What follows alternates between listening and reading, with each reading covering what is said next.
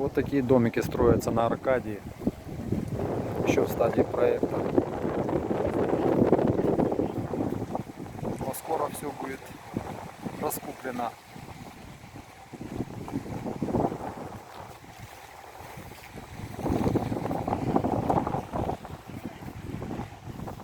Аркадия вся застраивается.